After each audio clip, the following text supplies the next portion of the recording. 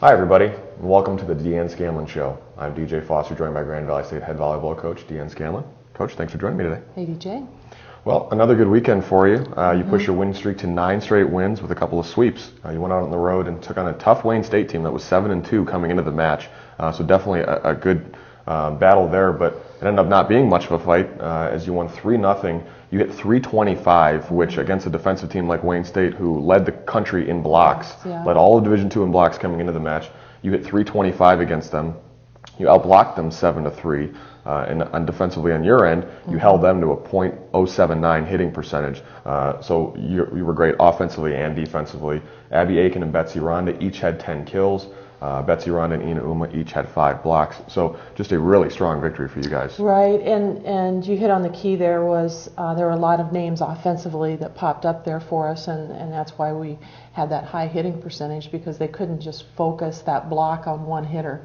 You know, we've had some people kind of really step up, and when we have both of our left side hitters and both of our middles, you know, are hitting at a pretty good clip. And you can't forget about Megan Schroeder on the right side. I mean, she's always someone that can throw a ball up to her and she can put them away. So that's the best way to defend against a good block, is not really give them an idea of where the ball is going to go. But I also think we focused on that in practice a lot, knowing that we would be facing that larger block and not being afraid of it, knowing that we had to attack it aggressively, but also, you know, be smart about it as well. So I really was expecting probably a little more of a pushback, but I think when we get rolling, we're kind of hard to get out of that rhythm, and we've started to develop that consistency that I've been talking about, and hopefully that will continue, because like I said, you can see the numbers and what we were able to put up when we have that consistency. Right. Yeah, and the momentum carried over to Saturday's match, right. A 3-0 win at Findlay. So now that's your 4th straight sweep. You've won your last 15 sets dating back to the crossover. Again, Ina was great, 10 kills, 6 blocks. Megan Schroeder, as you mentioned, had 9 kills. And Claire Ruhnkamp really had a strong match, 31 assists, 9 digs, a career high 5 blocks for her. Yep.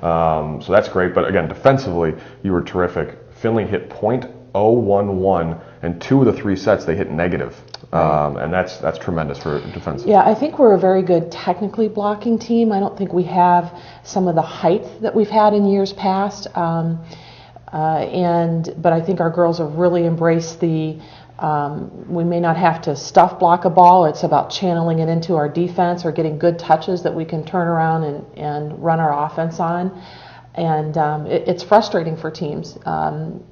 Because like I said, I don't think we have that big, you know, Ina definitely is a big opposing block, but, and Ebles can be at time, but, you know, you remember Krista Kornak, you know, big 6'3", 6'4" kid on the right side. We don't have that, you know, and we've been running a 6'2" for the last couple years, where we've always subbed in a big blocker on the right side. Well, we're not doing that, so now our setter is blocking in the front row, and like you mentioned, you know, she's up there with Ina for 2 rotations, and that definitely helps the numbers. Sure. But still, you know, Ina's up there blocking with a smaller blocker and still putting up good numbers. Yeah, and then, of course, for the 2nd time in a row, Ina Uma was named the GLIAC Player of the Week. Yeah. She's the first player at Grand Valley State to win back-to-back Player of the Week award since Danielle Alexander back in October of 2007. So a great award for Ina again. Talk about her. She hit .452 over the weekend, 18 kills, 11 blocks. She keeps moving up the block charts. She's 3rd in career block assists at Grand Valley and 4th in career total blocks. And she just had another strong weekend. Yeah, and I'm so happy for her, because I think she struggled early on, and I think a lot of that has to do with being the only senior on the team and trying to figure out that role of being that leader on the court, off the court, everything that goes with that. And I think her game suffered a little bit, and I feel like she's just been able to figure it out on her own, and now it's easy for her. You know, she just has that whatever it is that seniors get when it kicks in and they realize, okay, you know, hey, this is it. She's always worked hard, always been very coachable, been a great teammate. And, you know, you want to see that pay off into her being able to, you know, produce and put out onto the court, and to see her do that. You know, her teammates are so happy for her, and you look at the streak that we've put together, and as I told her at the crossover, she was the big reason why we were able to do that and why our attack numbers are going higher, is people have to pay attention to her. You can't just go to the outside and try to focus on Betsy Rhonda and Abby Aiken. You have to, respect what Anya can do in the middle of the court.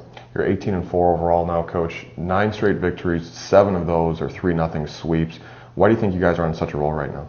It's that consistency and just people getting used to playing with each other. We have we've kind of settled into a lineup. We've flipped back and forth between a 6-2 and a 5-1 offense earlier on in the year, but I think the consistency is developing. I also think our practices are very competitive. We have a lot of kids that are on our bench that are pushing hard in practice and doing some great things and are being really great team players to get us where we need to go.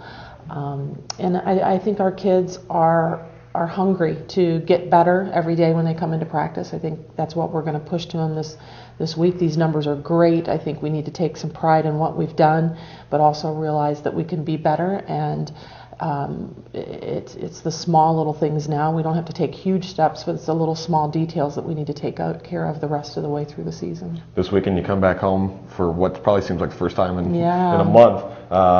You have Northern Michigan at 7 p.m. this Friday, and then Michigan Tech at 4 p.m. on Saturday. You're 8-1 at home, but when the UP teams come down, they're always tough. Northern Michigan is a good team this year. So talk about those matches going into the weekend. Yeah, they're always tough. Northern's always a good rivalry. They're very athletic. They're a team that's kind of hard for me to figure out this year because I look at them and I'm like, they're just not putting the wins on the board. So that's kind of a scary thing sometimes. And, he's got some new personnel up there, a new setter and a new middle that, they've started to put up some good numbers. But their shot at postseason is going to run through, playing Ferris and playing us right now because, they have not had a significant win. So I'm sure they've got this marked on their calendar. And then Michigan Tech has gone through a coaching change, and I've kind of seen just a new energy up there. They've put a couple wins on the board, but they're playing hard. See them at the crossover, they have a good energy and they're playing hard. So I can see a difference in their program. So never, we've got the target on our back, I feel, and so I think that might be a little different for our kids playing in that environment, so we'll see how they respond. And of course on Friday it's the pink match, so all your fans should wear pink, and there will be donations to the Kelly Cares Foundation as well. Exactly. I think they have some free t-shirt giveaways for the first 100 fans that are there. We'll have some items that we're auctioning off and some things for sale, and all those proceeds do go to the Kelly Cares Foundation. So very cool. 9 straight victories for Grand Valley State, 18-4 overall, and make sure you catch them this weekend again against Northern Michigan on Friday night and against Michigan Tech on Saturday in the Fieldhouse Arena. Coach, continued success and best of luck this weekend. Thank you. Thanks for watching the Deanne Scanlon Show here on the Grand Valley Sports Network.